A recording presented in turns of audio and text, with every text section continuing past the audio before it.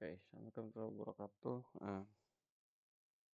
Kali ini kita akan ngebahas satu topik yang cukup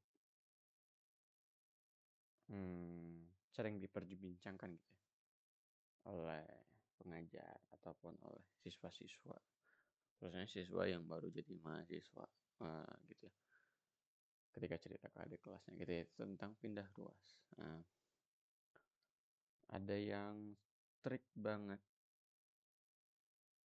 dengan mengatakan pindah ruas tuh nggak ada gitu. Ya, memang nggak ada gitu. Konsep apa ya? Mungkin analoginya kayak gaya-gaya fiktif kalau di hukum Newton kali ya. Misalnya kalau di hukum Newton kita naruh balok di meja, itu ada gaya gravitasi kan, ada gaya gravitasi. Nah tapi baloknya sebenarnya nggak nggak turun tuh posisinya, dia tetap secara vertikal. Kenapa? Karena ada gaya normal. Nah, tapi apakah beneran ada gaya normal itu? Ya mungkin aja nggak ada gitu. Mungkin aja mejanya tidak melakukan apa-apa sama sekali terhadap balok gitu. Jadi itu yang disebut sebagai gaya fiktif gitu ya. Nah, menurutku pindah ruas itu juga konsep yang fiktif gitu. Tapi dia beneran bisa dilakukan gitu. Beneran bisa dilakukan. Cuma kenapa kita boleh melakukan pindah ruas itu gitu ya. Jadi itu yang menjadi misterinya. Dan mungkin orang-orang cuma membahas ini di kelas jurusan matematik gitu ya. Jarang sekali di level SMA dibahas karena terdengar agak ribet walaupun tidak terlalu gitu ya. Nah, jadi bentar. Jadi apa yang bisa kita bahas? Kita akan melihat konteksnya pada operasi penjumlahan bilangan, mungkin juga di perkalian bilangan, perkalian matriks juga bisa. Dan terakhir kita juga bisa cek di komposisi fungsi gitu. Nah, jadi video ini kalau mau ngikuti video ini sebenarnya konsep-konsep ini kan udah dibahas ya dari SMA, jadi cukup ramah lah gitu untuk anak-anak SMA. Tapi kita tetap perlu ngecek beberapa hal ini gitu. Pastiin kalian paham dulu dengan ini sebelum ngelanjutin. Karena kalau enggak ya memang jadi nggak ngerti sama sekali gitu. Yaitu pertama kita akan membahas identitas, terus inverse. Udah, kita cuma perlu dua ini dong. Kata-kata inverse sendiri baru terdengar itu di anak SMA, khususnya di kurikulum Merdeka sekarang ya. Itu tuh kalau nggak di bab perkalian ya di bab fungsi gitu ya. Posisi fungsi. Kalau dulu zaman kurikulum 13, pertama kali terdengar itu di bab fungsi. Karena fungsi itu kelas 10, semester 2, matematika wajib.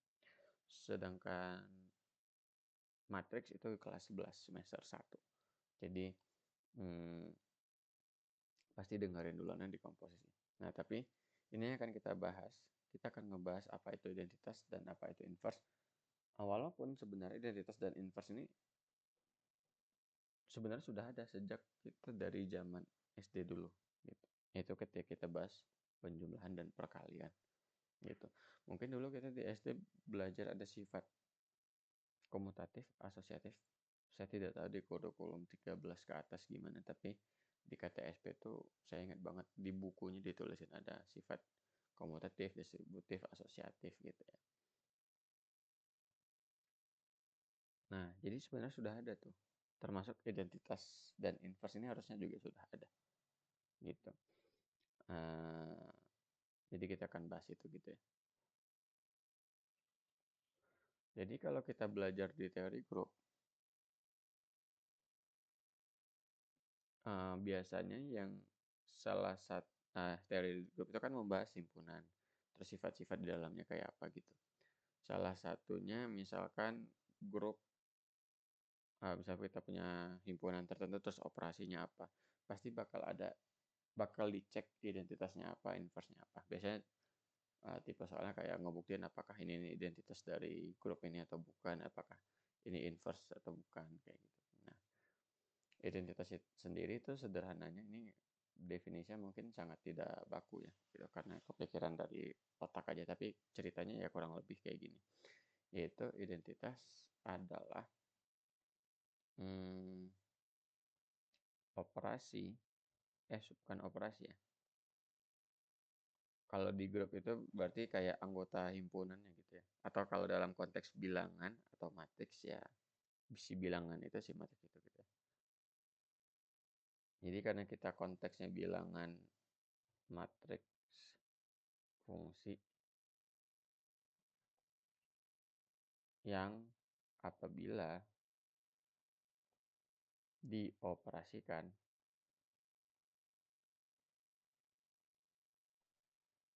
dengan pokoknya aja ya, bilangan matriks atau fungsi itu sendiri. Jadi identitasnya adalah bilangan atau matriks atau fungsi yang apabila dioperasikan dengan bilangan atau matriks atau fungsi tertentu, bukan tertentu, semua fungsi gitu ya, maka dia tidak akan mengubah si bilangan matriks atau fungsi itu, gitu ya.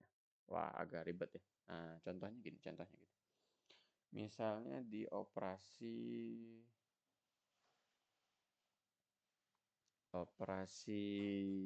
apa ya?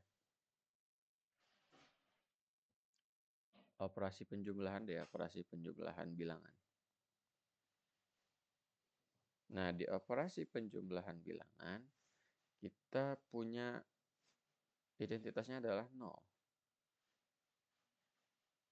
Kenapa identitasnya 0? Karena kalau kita kalikan suatu bilangan X deh, X ditambah 0, itu X gitu ya. Atau 0 tambah X juga sama X gitu. Jadi, si bilangannya nggak bakal berubah nih setelah dioperasikan. Gitu. Contoh konteks lain misalnya di operasi perkalian matriks gitu ya.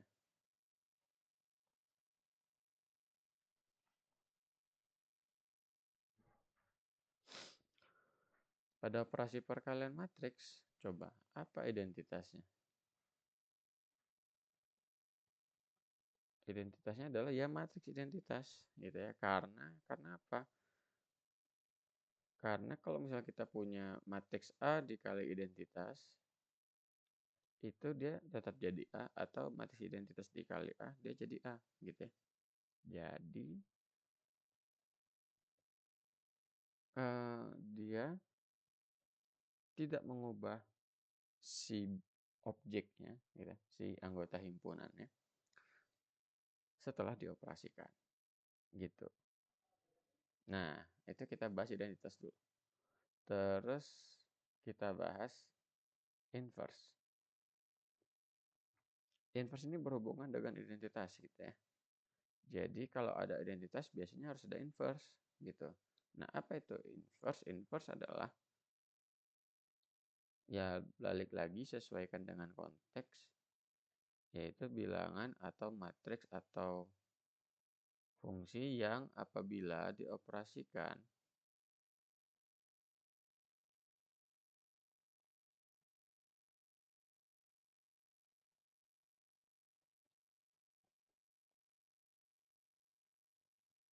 dengan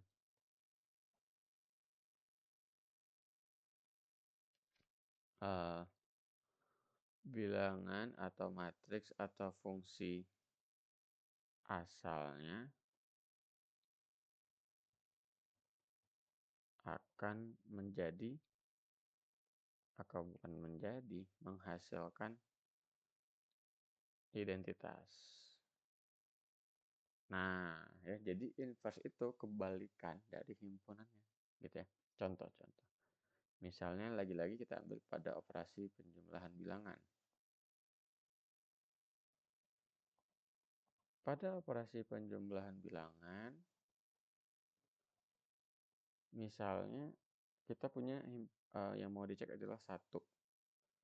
1 ditambah berapa biar jadi identitas 0.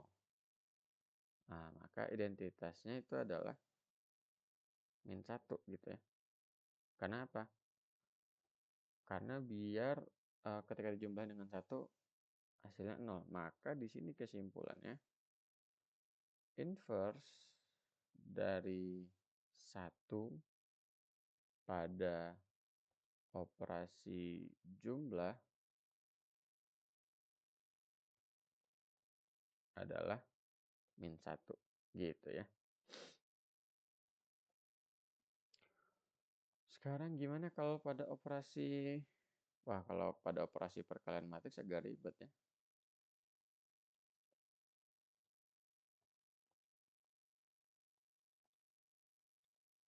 Gimana caranya matriks A dikaliin sesuatu hasilnya identitas. Ya si ininya pasti A inverse gitu ya. Si sesuatunya itu adalah A inverse. Jadi nanti kita akan punya kalau kita kaliin si A dengan A inverse-nya harusnya akan menghasilkan identitas. Makanya saya kalau ngajarin matriks ke anak SMA khususnya bab inverse selalu cek. Kalau misalnya kalian ragu setelah proses inverse matriks ini benar apa enggak, cek aja, kaliin lagi dengan matriks asalnya. Kalau dia hasilnya identitas, oh berarti pekerjaan kalian benar. Tapi kalau enggak, berarti salah. Gitu. Sesimpel itu. Nah, oke. Masalahnya sudah kelihatan gitu ya. Atau contoh lain jangan di matriks deh, terlalu abstrak gitu ya.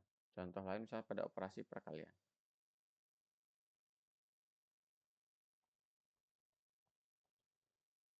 Nah, kita mau 1 dikali berapa yang hasilnya.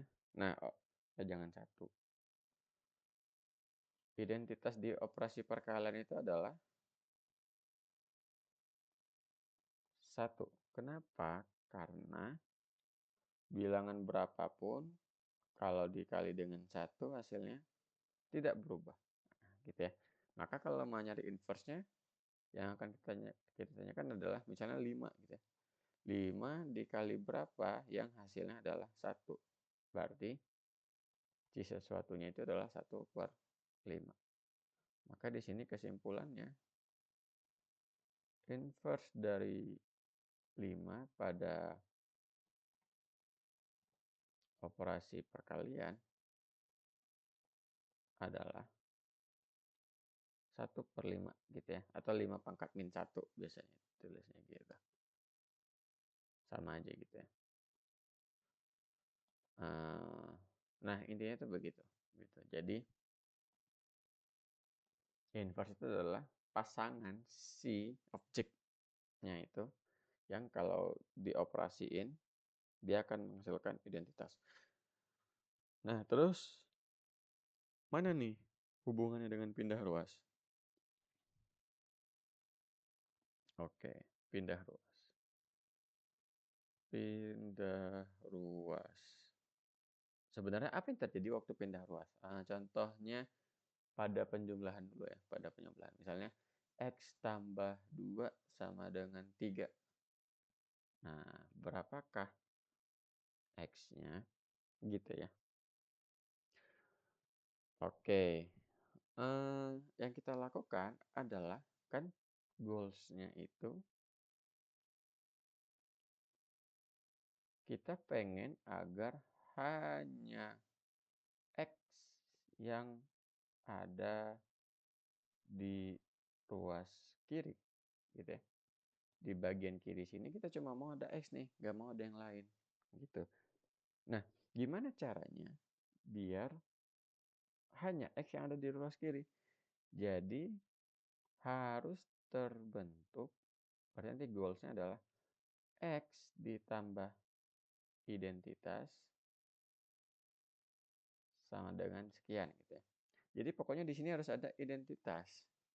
Jadi si 2 ini harus berubah menjadi identitas. Nah, maka pertanyaan selanjutnya adalah cara memunculkan identitasnya kayak gimana nih?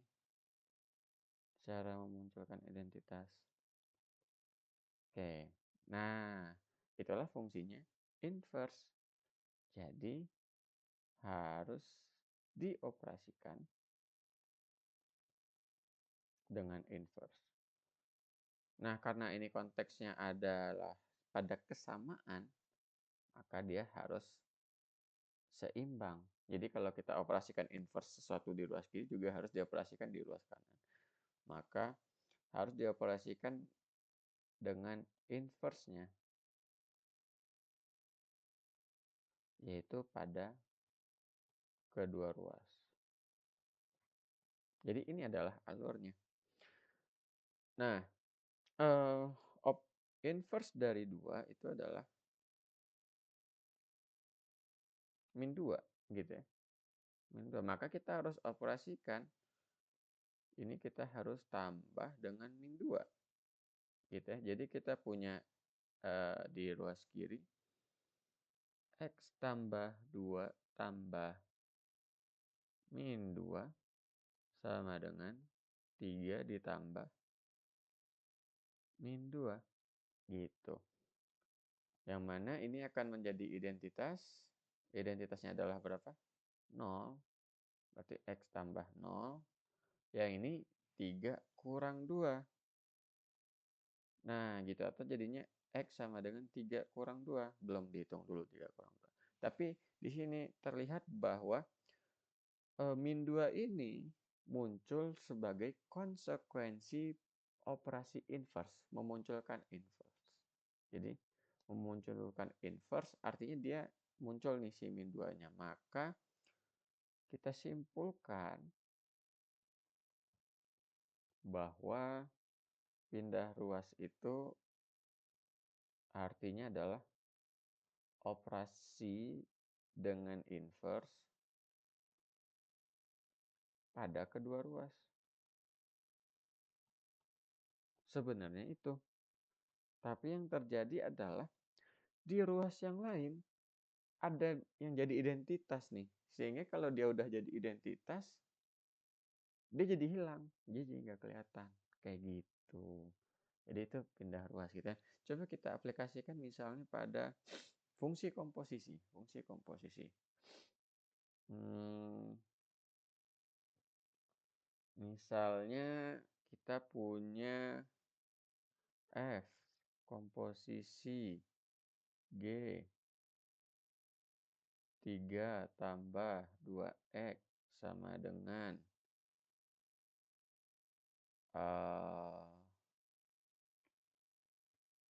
sama dengan apa ya?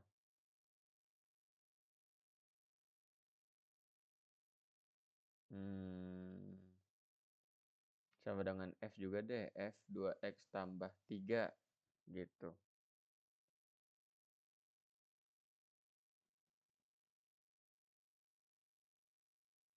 Atau sama dengan, langsung aja deh, X kuadrat kurang 3 misalnya kayak gini ya. Misalnya kayak gini. Nah, maka yang kita lakukan sebenarnya untuk memunculkan identitas, misalnya kita mau nyari G gitu ya. G 3 sama dengan berapa? Misalnya kayak gitu. Misalnya pertanyaan FG3 sama dengan FA. A-nya berapa? Gitu ya. Nah,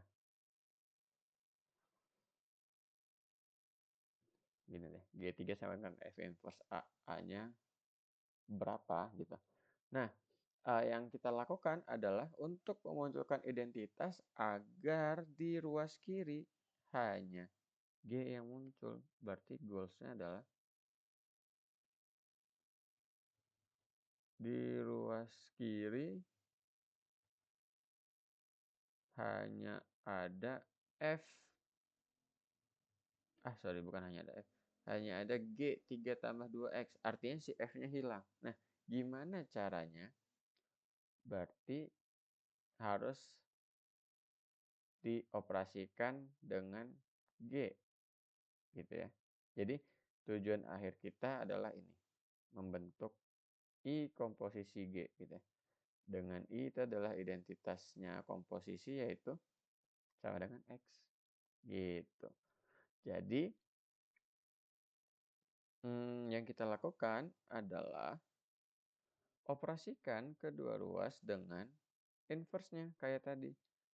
F inverse F komposisi G 3 tambah 2X sama dengan berarti F inverse komposisi, atau ya langsung aja ya, F inverse komposisi artinya dia langsung X kuadrat min 3. Gitu. Nah, yang ini bakal menjadi identitas. Identitas di komposisi G 3 tambah 2X sama dengan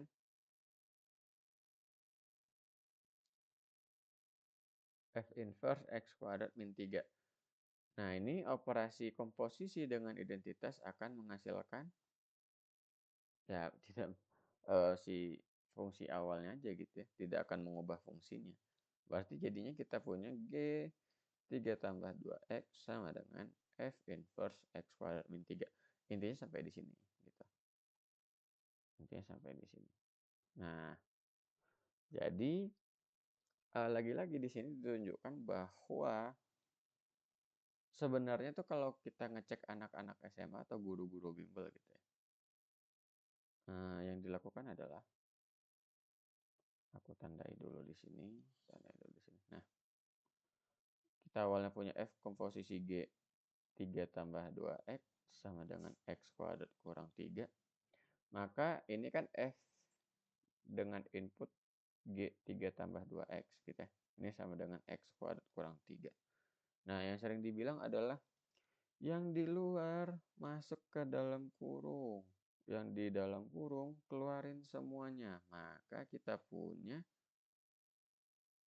jadinya F inverse X kuadrat kurang 3 sama dengan G 3 tambah 2X. Gitu ya. Sehingga jadilah seperti ini. Gitu ya. Ini kayak pindah ruas juga.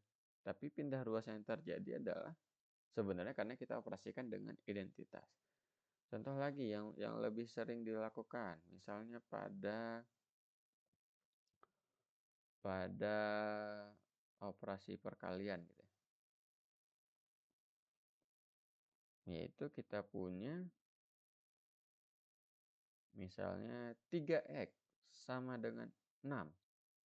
Gitu, 3X sama dengan 6. Maka yang kita lakukan adalah sebenarnya kan lagi-lagi goals-nya kita pengen di ruas kiri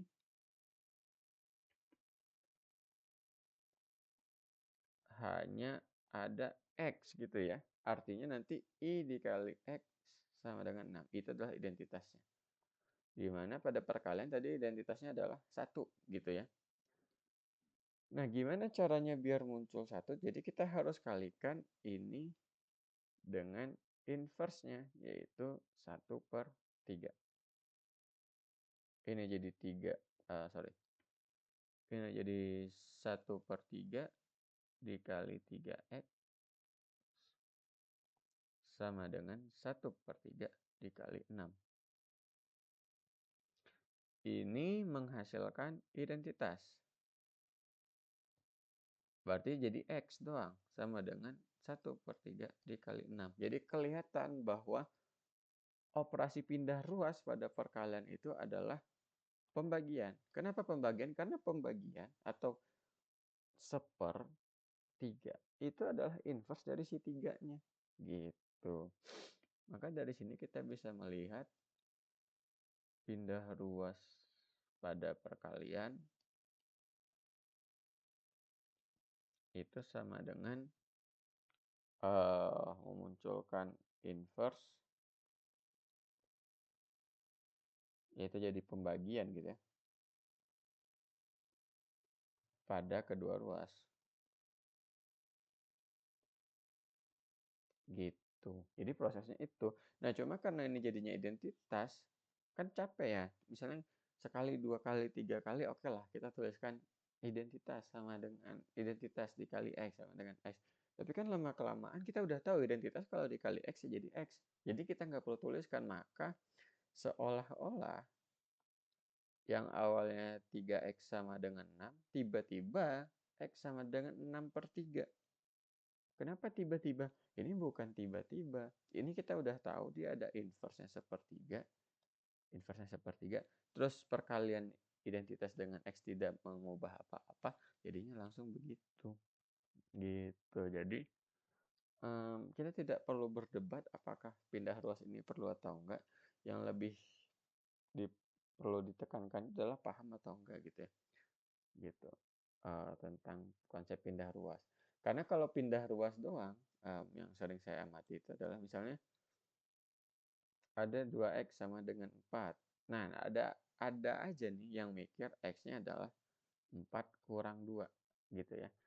Kenapa? Karena dia pikir semua pindah ruas itu pokoknya antara dikurang atau dibagi gitu, tapi nggak tahu aturannya kayak gimana gitu. Jadi biasanya rumus-rumus cepat yang oversimplified itu menyisakan banyak aturan di belakangnya yang harus diikuti. Sebaliknya, kalau kita justru menekankan konsep, cost-nya adalah yang dibutuhkan banget tuh waktu untuk memahami secara baik si konsepnya, biar nanti ketika soalnya makin aneh-aneh, konsep dasarnya tetap kepegang gitu. Kayak ini, konsep identitasnya tetap kepegang, meskipun meskipun operasinya udah makin aneh gitu nanti. Tapi karena kita udah tahu konsep pindah ruas itu apa, jadi mau dia perkalian, mau dia pembagian, mau dia pemangkatan. Nah, kalau pemangkatan berarti operasinya adalah logaritma harusnya gitu ya. Inverse adalah logaritma atau akar gitu ya. Tergantung apa yang dicari gitu. Tapi intinya pindah ruasnya itu jadi lebih kebayang karena kita paham konsep identitas, inverse, dan bagaimana cara mengoperasikannya gitu. Gitu. Jadi sekian untuk kali ini. Semoga tercerahkan dengan konsep pindah ruas pada matematik gitu ya. Dan tidak perlu berantem lagi gitu untuk menunjukkan kejagoan. Jadi semuanya betul tapi sesuai pada konteks ya. Menurut saya sih begitu. Silahkan kalau ada yang mau dikomentari. Terima kasih. Bye-bye.